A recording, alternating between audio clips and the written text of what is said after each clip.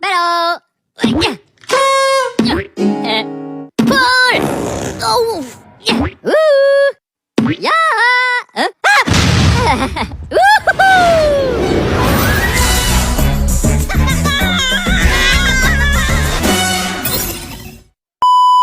Assalamualaikum warahmatullahi wabarakatuh. Hai teman-teman semuanya, salam sejahtera untuk kita semua.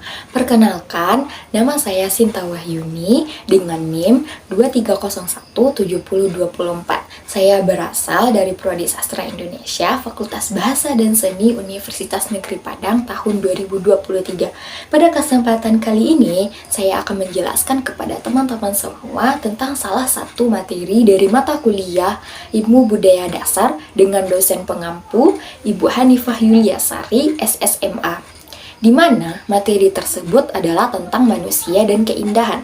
Melalui manusia dan keindahan tersebut, saya akan menjelaskan analisis saya terhadap salah satu contoh tradisi yang terdapat di negara Thailand, yaitu tradisi cincin kawat pada suku Karen.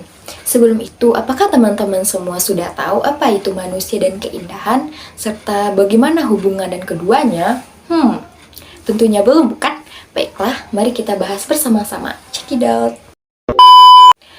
Secara bahasa, manusia berasal dari kata Sanskerta, yaitu manu, dan dari bahasa Latin yaitu mens, yang berarti berpikir, berakal budi, atau makhluk yang mampu menguasai makhluk lain. Sedangkan secara istilah, manusia dapat diartikan sebuah konsep atau sebuah fakta, sebuah gagasan atau realitas, sebuah kelompok atau seorang individu.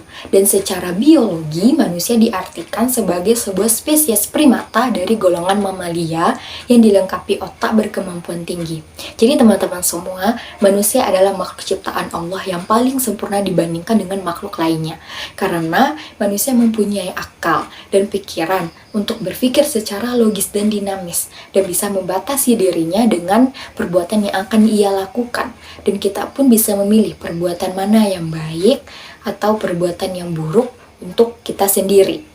Selanjutnya adalah tentang keindahan. Tentunya kita semua tahu bahwa keindahan itu adalah sesuatu yang indah, yang membuat kita takjub, dan pastinya hal itu adalah pertama kali yang kita lihat, dan tentunya saling berkaitan erat dengan alam saja, kan?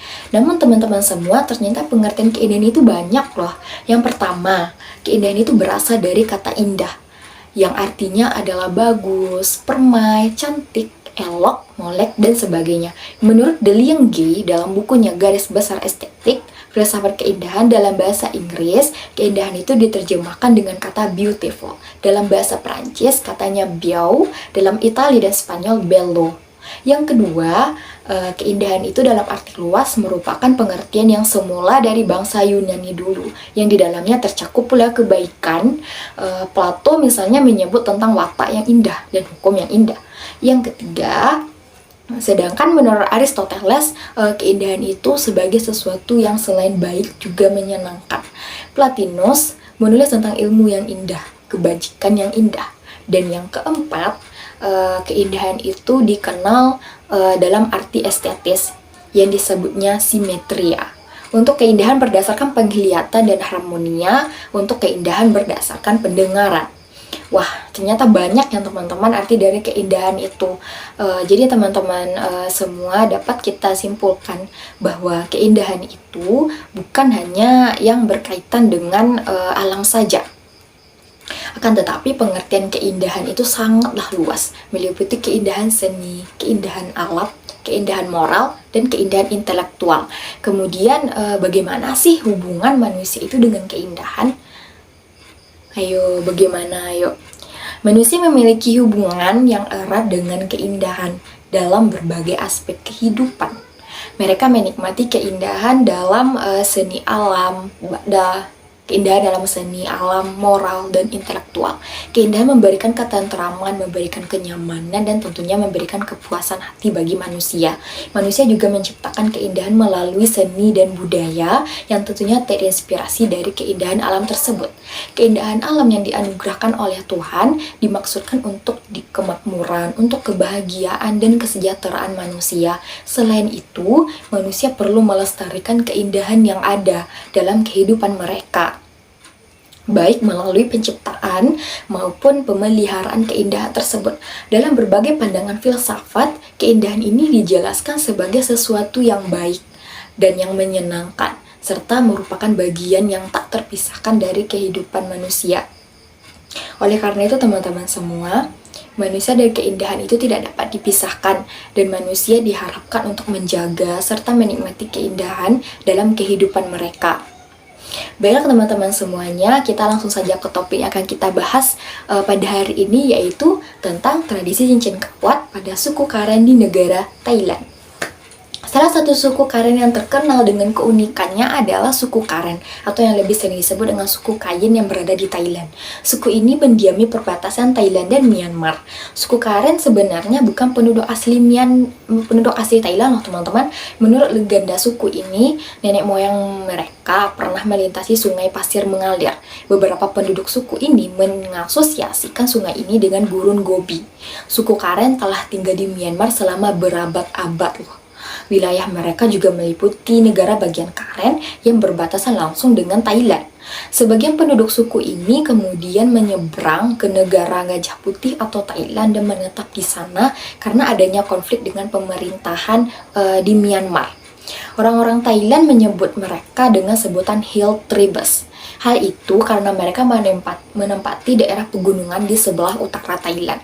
Bahasa asli yang digunakan oleh suku Karen atau Kayen adalah bahasa Tiongkok Tibet. Bahasa mereka juga tergolong cukup unik karena pengaruh bahasa dari Thailand yang ada di sekitar mereka.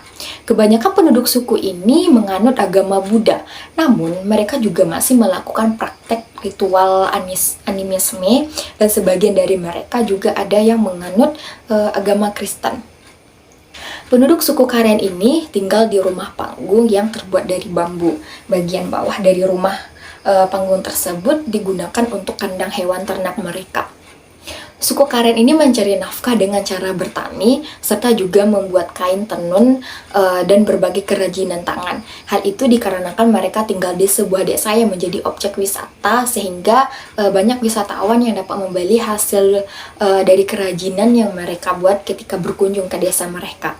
Salah satu hal yang unik dari suku ini adalah dengan leher panjang mereka dengan menggunakan kalung spiral dari kuningan yang dimiliki oleh para penduduk wanita. Gelang-gelang ini fungsinya untuk membentuk leher mereka agar lebih panjang, karena menurut adat yang mereka yakini, semakin panjang leher wanitanya, maka mereka dianggap semakin tampak cantik dan indah di mata laki-laki suku Karen. Yang lebih unik lagi, alasan mereka mengenakan gelang-gelang itu adalah dilatar belakangi dengan kebudayaan turun-temurun, serta kepercayaan mereka bahwa wanita suku Karen ini berasal dari burung poenik. Bagi orang suku Karen, poenik adalah nenek moyang wanita yang berpasangan dengan naga yang dianggap sebagai nenek moyangnya pria suku itu. Aneh bukan teman-teman? Selanjutnya adalah anak-anak perempuan suku ini mulai memakai kalungan tersebut sejak berumur 5 tahun loh. Semakin dewasanya mereka, jumlah lingkaran pada leher mereka itu akan ditambah. Dengan begitu leher mereka akan nampak semakin panjang dan tentunya akan terlihat tampak indah. Satu set kalung ini bobotnya bisa mencapai 10 kg.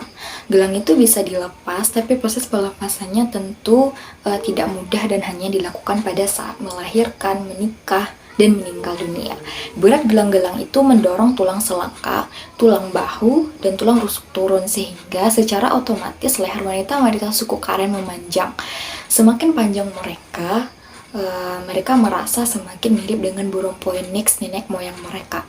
Selain itu, keindahan fungsi lain dari gelang-gelang ini adalah sebagai pelindung dari serangan hewan buas ketika mereka masih tinggal di pegunungan yang tentunya sangat banyak hewan buas. Namun keunikan wanita suku Karen bukan tak beresiko. Kaum wanita ini kebanyakan hidup sampai umur 45 sampai 50 tahun saja. Kabarnya karena berat gelang yang mencapai 10 kg dipercaya telah merusak tulang leher seiring bertambahnya usia mereka. Nah, teman-teman pastinya juga bertanya-tanya dong bagaimana sih cara mereka makan dan dengan leher mereka yang panjang itu. Menurut beberapa informasi dan jurnal yang telah saya baca, cara mereka makan dengan lehernya yang memakai cincin kawat ini tidak jauh berbeda dengan cara makan orang-orang pada umumnya. Mereka masih menggunakan tangan untuk mengambil makanan dan membawanya ke mulut. Meskipun cincin kawat tembaga yang melingkari leher mereka dapat menghambat gerakan leher, namun hal ini tidak mempengaruhi cara mereka makan. Oleh karena itu, meskipun memiliki tradisi unik dalam memanjangkan leher, cara makan suku Karen ini tidak berbeda dengan cara makan orang-orang pada umumnya. Suku Karen ini juga memiliki beberapa kelompok yang terdiri dari beberapa bagian. Yang pertama, Karensgau, kelompok yang terbesar dan paling tersebar luas. Yang kedua, Karen Pau, yang tinggal di bagian barat Thailand dan daerah Kayen. Yang ketiga, Karen Putih. Sebagian Karen Putih ini tinggal di dekat Pien Mana. Dan yang keempat adalah Karen Paku yang tinggal di daerah Taungo.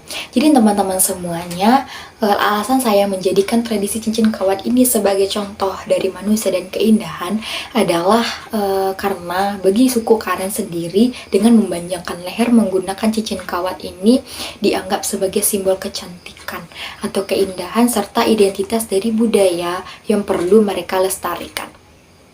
Hal ini mencerminkan bagaimana manusia dan keindahan saling terkait dalam konteks keberagaman budaya. Keindahan dalam hal ini bukan hanya tentang estetika visual saja, tetapi juga tentang bagaimana manusia menciptakan, mempertahankan, dan menghargai keindahan dalam beragam bentuk, termasuk tradisi budaya mereka. Mungkin hanya itu saja teman-teman yang ingin saya sampaikan kepada teman-teman semuanya. Semoga teman-teman semua bisa memahami apa yang telah saya sampaikan. Dan semoga juga bisa bermanfaat bagi kita semua, dan tentunya itu juga bisa bermanfaat bagi diri saya sendiri. Mohon maaf kepada teman-teman semuanya jika terdapat kesalahan kata maupun menyinggung perasaan teman-teman semuanya, karena kesempurnaan hanya milik Allah dan adanya di lagu Rizky Febian. Akhir kata, wabillahi taufiq wal hidayah. Wassalamualaikum warahmatullahi wabarakatuh. And see you. Sampai jumpa pada video berikutnya. Dadah.